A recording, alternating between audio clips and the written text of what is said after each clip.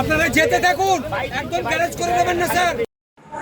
সোনিয়া গান্ধী ও রাহুল গান্ধী গতকাল ৮০তম স্বাধীনতা দিবসে কংগ্রেসের সদর দপ্তরে যেভাবে জাতীয় সঙ্গীতকে অবমাননা করেছেন, এটা দেশের লজ্জা, বাঙালির লজ্জা তো না। এই প্রতিবাদ আজ ধর্মতলা থেকে মৌলালী যুবকেন্দ্র পর্যন্ত বিশাল মশাল মিছিল করেন রাজ্যের ক্রীড়া ও ক্রেতা সুরক্ষা দপ্তরের মন্ত্রী, বিজেপির যুব মোর্চার সভাপতি ডক্টর ইন্দ্রনীল খাঁ।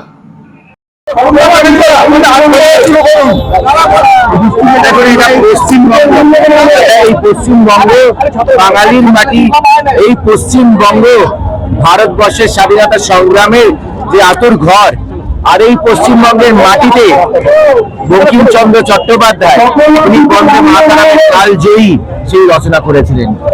আর দুর্ভাগ্য যে আজকের দিনেও এই দিল্লিতে বসে এই কংগ্রেসের ওই রাহুল গান্ধী সোনিয়া গান্ধী মিলে যেভাবে অপমান করলো, যে অন্যায় করলো, যে অবিচার, যে insult, gross disrespect towards our national song, সেটা শুধুমাত্র একটা গানকে নয়, সেটা আমাদের যারা ভারতবাসী, যারা স্বদেশী আন্দোলনে অর্থাৎ আমাদের স্বাধীনতা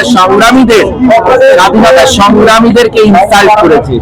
এই বঙ্কিমচন্দ্র চট্টোপাধ্যায়ের বন্দে মাতরম কণ্ঠে রেখে আমাদের ভারতবর্ষের স্বাধীনতা সংগ্রাম, তার ইমোশন, তার যে একটা একটা আলাদা ফিলিং, যে বন্দে মাতরম প্রত্যেকের আমাদের শিরায় শিরায় আগুন জ্বালিয়ে দিয়েছিল যে বন্দে মাতরম।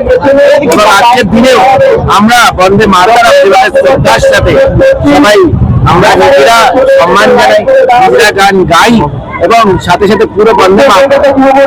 কিন্তু দুর্ভাগ্য যে রাহুল গান্ধী একটা দেখলাম তার প্রথমে মুখ করে না, বন্দে মাতরম দেখলে কেমন একটা মুখটা কেমন অ্যালার্জি টাইপের একটা মুখ, মানে কি না কি হচ্ছে, মানে অদ্ভুত লাগে। ভারতবর্ষের ন্যাশনাল সং যখন হচ্ছে, বঙ্কিমচন্দ্র চট্টোপাধ্যায়ের লেখা, আমাদের বাংলার গর্ব, সেই বঙ্কিমচন্দ্র চট্টোপাধ্যায়ের লেখা বন্দে মাতরম যখন ধ্বনিত হচ্ছে, তখন এই বসে যেভাবে করে রাহুল গান্ধীর যে অঙ্গভঙ্গি, তারপর সোনিয়া গান্ধী ছেড়ে বেরিয়ে যাচ্ছে, এরা কি, এরা কারা, এরা কোথা থেকে এসছে?